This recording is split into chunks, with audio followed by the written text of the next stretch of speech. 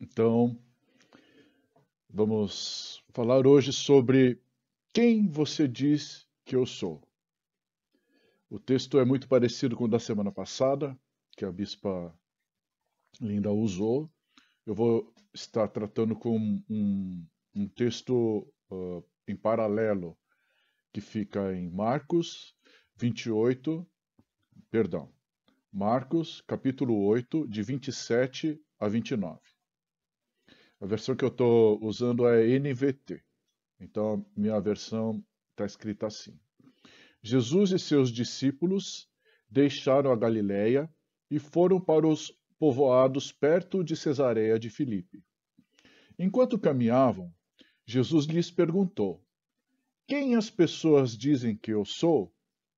E eles responderam: Alguns dizem que o Senhor é João Batista, outros que é Elias ou um dos profetas.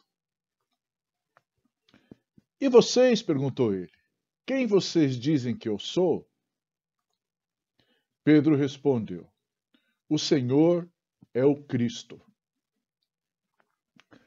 Então, aqui Jesus o texto fala: Jesus e seus discípulos deixaram a Galiléia e foram para os povoados perto de Cesareia de Filipe.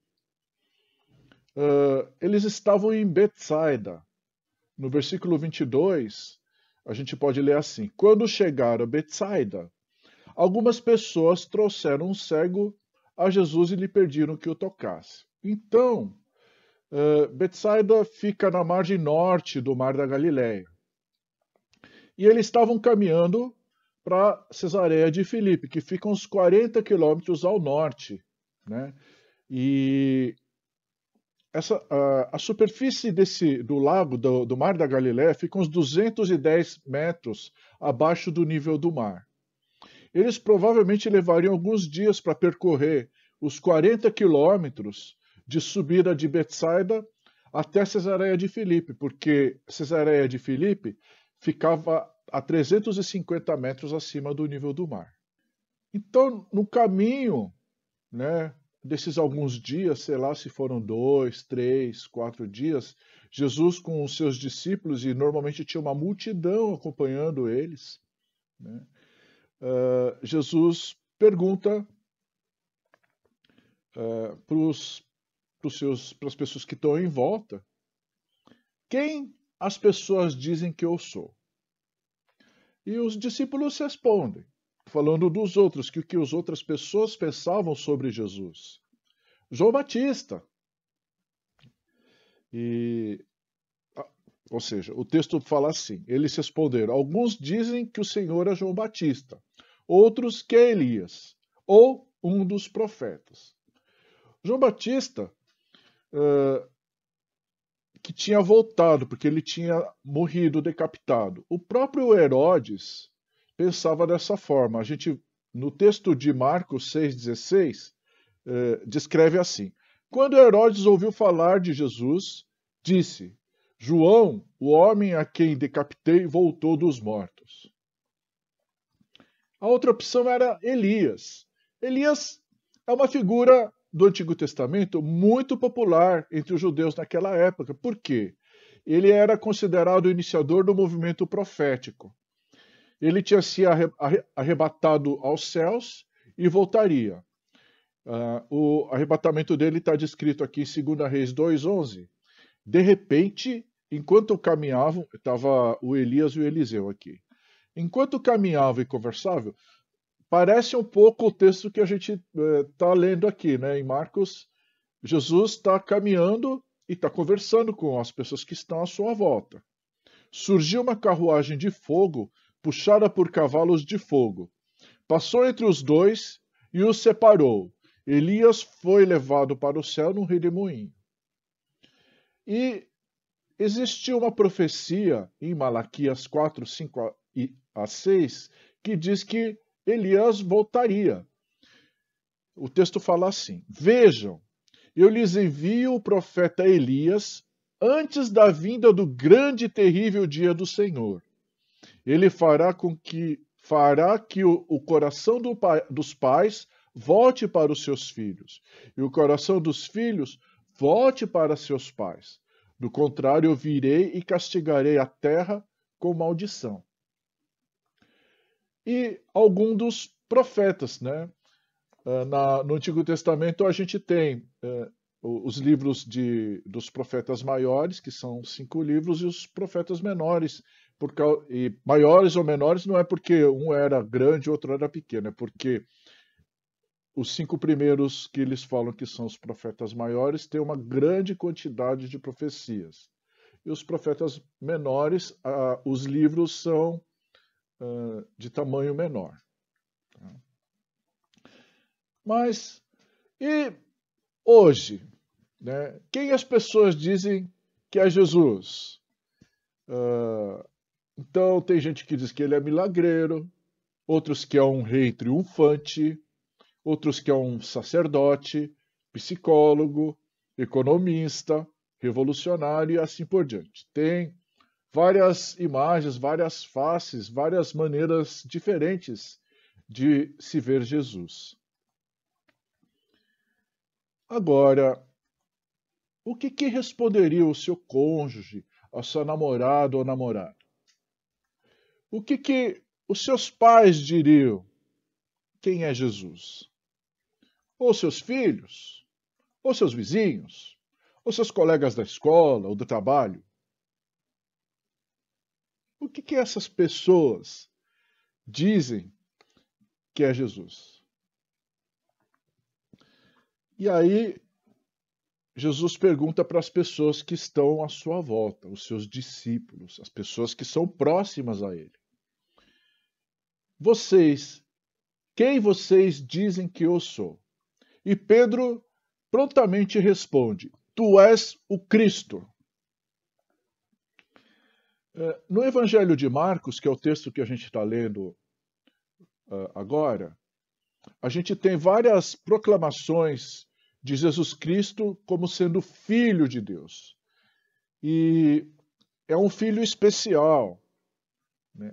Lá no texto de João 3,16, o autor ele fala que Deus amou o mundo de tal maneira que mandou o seu Filho unigênito, o seu Filho único, para nos salvar. Né? E aqui, Jesus Cristo é proclamado como Filho de Deus. Então, em Marcos 1:1, o texto diz o seguinte: Este é o princípio das boas novas a respeito de Jesus Cristo, o Filho de Deus.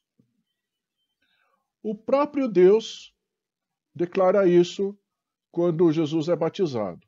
Em Marcos 1:11, uma voz do céu disse: Você é o meu filho amado, que me dá grande alegria. E também os demônios. Em Marcos 1, de 23 a 24, o texto fala o seguinte: De repente, um homem ali na sinagoga, possuído por um espírito impuro, gritou: Por que veio nos importunar, Jesus de Nazaré? Veio para nos destruir? Sei que você é o Santo de Deus. Em Marcos 3:11, sempre que o viam, os espíritos impuros se atiravam no chão na frente dele e gritavam: Você é o Filho de Deus. Ou seja, o mundo espiritual, durante o ministério de Jesus aqui na Terra, já o reconhecia como o Filho de Deus, o Filho único de Deus, o primogênito, o unigênito. E agora, depois de algum tempo de convívio, os seus discípulos reconhecem que ele era o Filho de Deus, o Filho do homem, o Cristo. Mas o que significa Cristo, Messias, ungido, Filho do homem? Por que esse termo era tão importante para as pessoas naquela época? E a gente daqui a pouco vai ver porque é tão importante para a gente hoje também. Por que Jesus faz tanto sentido em minha vida? O título Filho do Homem ocorre várias vezes no Antigo Testamento. Em Daniel 7, de 13 a 14, é usado para designar alguém como o rei Davi. Depois, em minha visão, naquela noite, vi alguém semelhante ao Filho do Homem, vindo com nuvens do céu. Recebeu autoridade, honra e soberania, para que povos de todas as raças, nações e línguas lhe obedecessem. Seu domínio é eterno, não terá fim. Seu reino jamais será destruído. No entanto, no ministério de Jesus aqui na Terra, Jesus se apresenta como a antítese de um rei.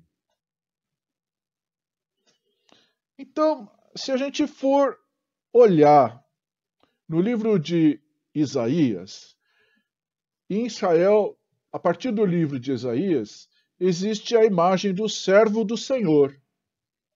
Tem várias passagens, eu vou ler uma aqui que me chama a atenção. Tá? É a passagem de Isaías 42, de 1 a 9. A passagem fala assim: Vejam meu servo que eu fortaleço. Ele é meu escolhido, que me dá alegria. Pus sobre ele meu espírito. Ele trará justiça às nações. Não gritará, nem levantará a voz em público. Não esmagará a cana quebrada, nem apagará a chama que já está fraca. Fará justiça a todos os injustiçados. Não vacilará, nem desanimará, enquanto não fizer a justiça prevalecer em toda a terra. Até mesmo terras distantes, do outro lado do mar, aguardarão suas instruções. Deus, o Senhor, criou os céus e os estendeu. Criou a terra e tudo que nela há. Dá fôlego a cada um e a vida a todos que caminham sobre a terra. É Ele quem diz: Eu, o Senhor, o chamei para mostrar minha justiça. Eu o tomarei pela mão e o protegerei. Eu darei a meu povo Israel como símbolo de minha aliança com eles. E você será luz para guiar as nações. Abrirá os olhos dos cegos, libertará da prisão os cativos, livrará os que estão em calabouços escuros. Eu sou o Senhor, este é meu nome. Não darei minha glória a ninguém. Não repartirei meu louvor com ídolos esculpidos. Tudo o que profetizei se cumpriu. E agora profetizarei novamente. E eu lhes falarei do futuro antes que aconteça. Então, Jesus veio como aquele que alegra ao Criador. No seu ministério aqui na terra, Jesus veio como aquele que traz justiça ao injustiçado, aquele que abre os olhos dos cegos, aquele que liberta da prisão os cativos, aquele que livra os que estão em calabouços escuros. Mas eu acho que isso vale para a gente hoje em dia, né?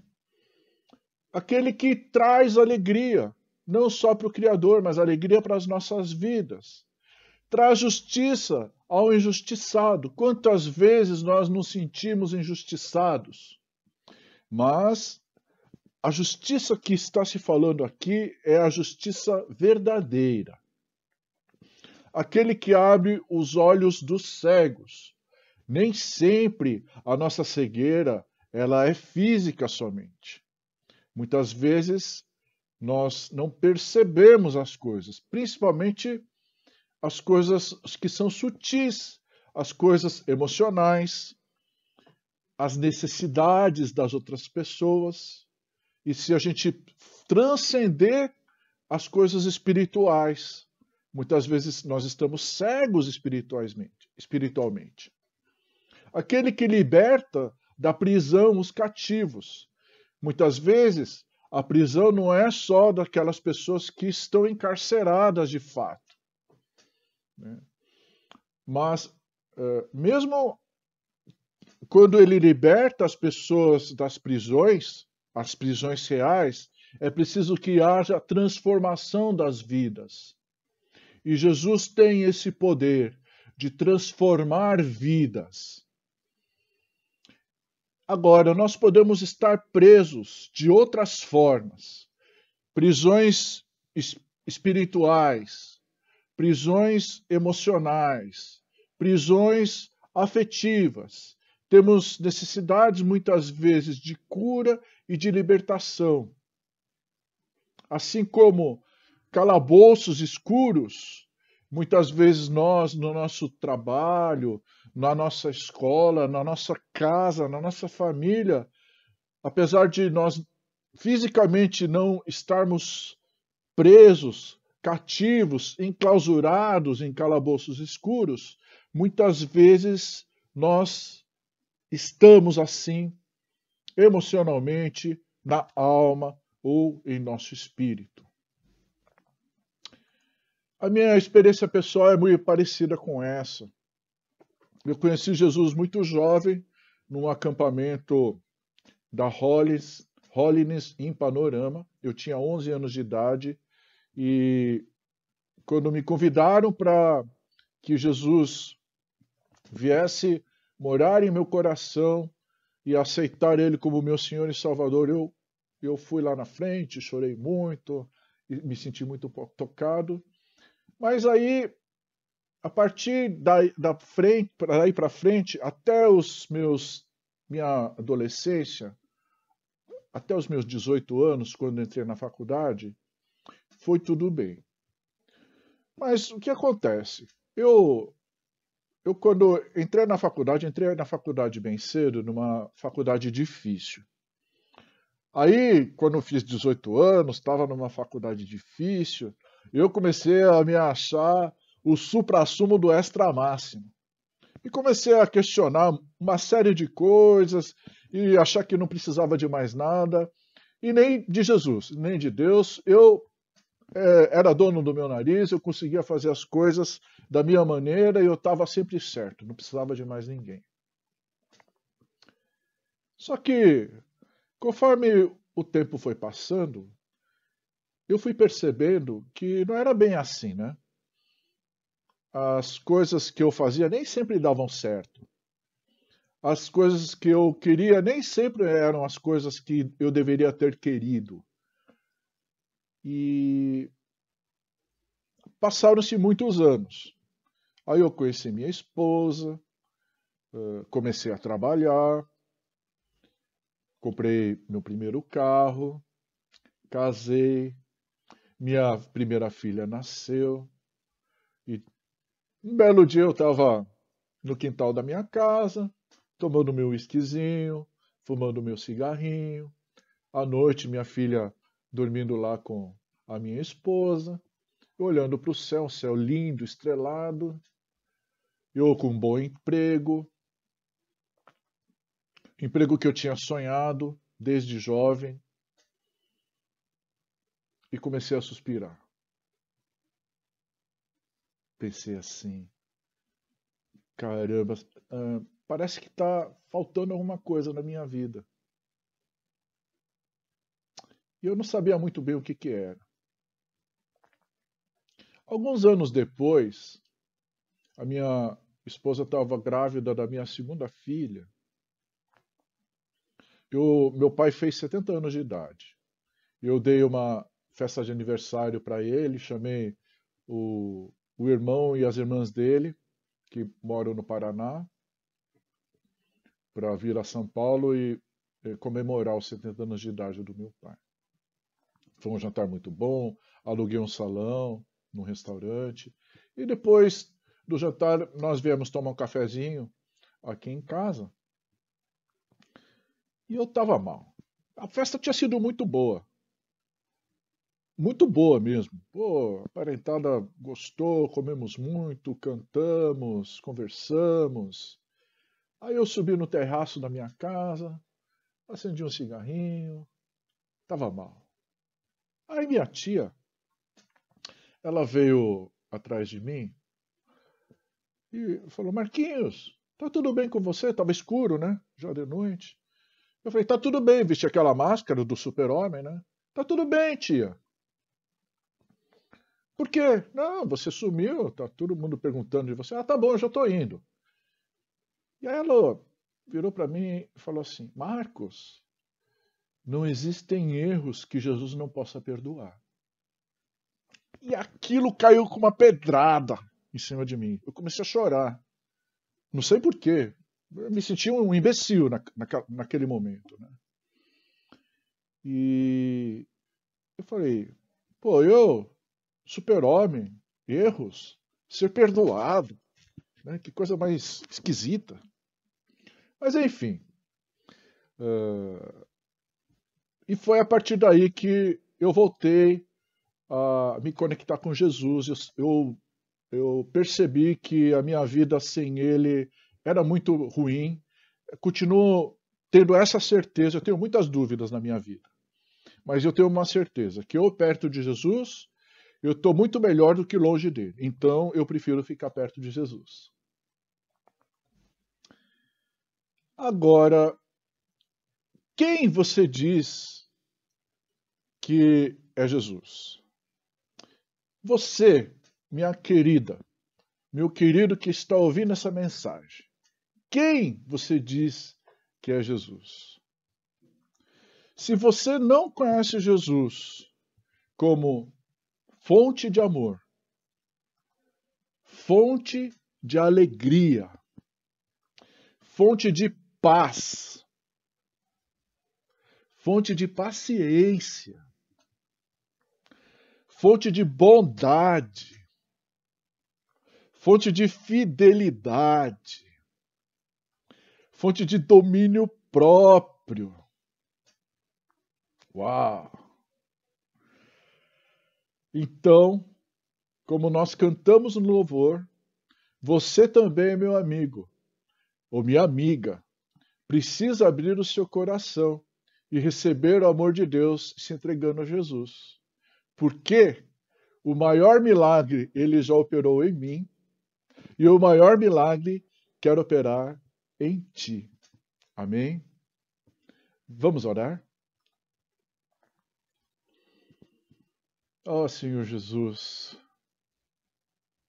muito obrigado por tudo aquilo que você fez em minha vida, preenchendo aquele vazio, aquele buraco, aquela falta de sentido e me dando um propósito, uma razão que vai além do meu entendimento, Senhor. Uma paz que não olha para as circunstâncias. A tristeza às vezes se abate e as coisas nem sempre são fáceis, Senhor. Mas eu te agradeço por teu amor, por não desistir de mim, por perdoar quando eu erro, por me incentivar, Senhor, a ser amoroso, a ser alegre, a ser paciente, a ser fiel, a ser bondoso. Oh, Senhor, muito obrigado. Eu espero que, Senhor, que as pessoas que tenham ouvido a mensagem de hoje sintam muita necessidade de conhecer Jesus como Senhor, como Salvador de suas vidas, como o Cristo, o ungido, o Messias, o Filho unigênito de Deus, o Filho amado de Deus, que nos faz filhos amados de Deus por intermédio do sangue, do sacrifício, da morte dele, do sofrimento dele. Te louvo, ó Deus. Te agradeço, Senhor. Em nome do nosso Senhor e Salvador, Jesus Cristo. Amém. Amém, irmão.